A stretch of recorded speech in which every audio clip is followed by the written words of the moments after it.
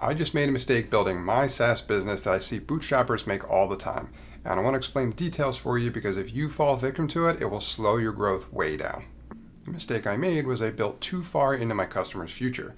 I gave them something powerful, but it was so far ahead of where they currently are today that it started to feel less relevant, not more.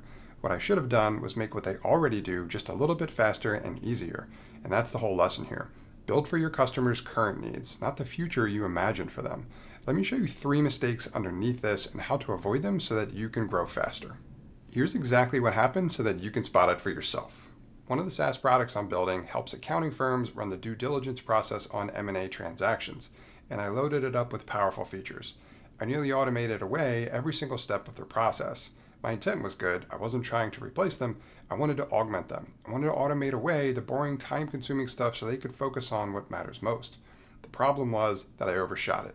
I focused too far into the future, and that made it feel less relevant to them today.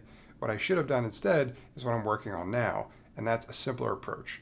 Take everything they currently do and make it just a little bit faster and easier. That's the classic mistake, and it comes from 3 specific places. Mistake number 1 is all too easy to make because bootstrappers like us want to live in the future. Believe me, I get it. What if everything was automated? How great would that be? Who wouldn't want that? We convince ourselves it's the obvious choice, and in a perfect world, we'd probably be right. We just don't live in that world, and we likely never will, at least not anytime soon. I'm not telling you to drop the vision. I'm telling you to be ready to take a phased approach towards reaching it. And you must start with today to get to tomorrow. Have the big picture, absolutely, but don't take your eyes off the ball that's right in front of you. Mistake number 2 is also easy to make because it's easy for us to assume that our customers can handle a lot more than what is probably realistic for them. You have to realize that most of your customers are currently buried in the day-to-day work. They barely have time to think about the future because they're too busy executing. Even in a world full of AI, that is still very true. That's why you keep hearing that real AI adoption, especially inside large companies, is relatively low. Spoiler alert, change takes a long time. So even though building is much faster with AI now, and that's a real advantage for us, building was never the bottleneck in the first place. The real bottleneck was always change management and getting your customers to actually onboard and adopt your platform.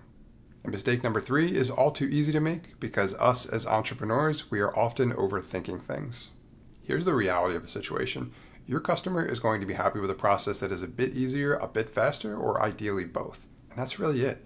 You don't have to reinvent the wheel. In fact, because of mistake number 2, because change is genuinely hard, the further you push them away from their current process, the bigger of an uphill battle you'll face getting them to adopt anything at all. So focus on what sucks for them today and start by making that one thing a little bit better. If you want help finding exactly where that is, go and watch my video on bottlenecks. That's the perfect place to start. Let me put a number behind why this is so important. A big MIT study last year, their State of AI in Business report, found that 95% of enterprise AI pilots delivered no measurable business impact. 95%. Not because the technology failed, but because it didn't fit how people actually work day to day. That is the entire lesson in one statistic. Building got faster, but adoption did not. So the constraint on your growth isn't how much you can build, it's how much change your customer can handle. Once you internalize that, you stop overshooting because you're no longer optimizing for the wrong thing. A good example of a company having become wildly successful following a model like this is Netflix. From the very beginning, Netflix wanted to stream shows and movies over the internet. That was always their vision. The problem was that the technology of the time couldn't support it, so they didn't force it. Instead, they started by just making it easier to watch movies at home. Think about the alternative back then. It was Blockbuster, which meant driving to a store, hunting for a copy, and paying late fees. So what did Netflix do that made that one thing a little easier and faster? They mailed the DVDs to your home. That's it. That one small change to the existing process is what enabled them to take off. They still realized the streaming vision, but years later, once the technology and their customers were ready, the phased approach works. So here's the fix for this problem, and the good news is it is relatively straightforward. Start with today. Take the thing the customer already does and make it a little faster or a little easier.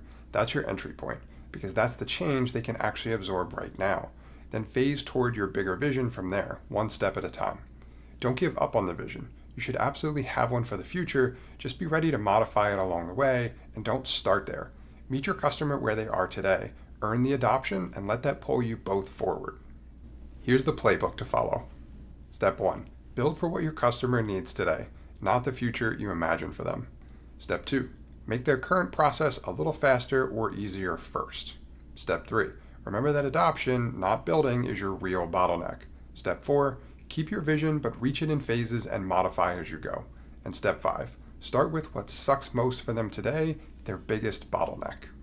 So keep these 3 mistakes in mind, stay focused on today, and your path as a bootstrapper gets a whole lot smoother. I'm hoping this video means that you shouldn't have to make this mistake over and over again, but don't beat yourself up if you do. Again, I have decades of experience and I just made the mistake again. If you want help pinpointing the exact thing to make better first, I built a free problem finder that walks you through it. The link's in the description, along with a link to my video on bottlenecks.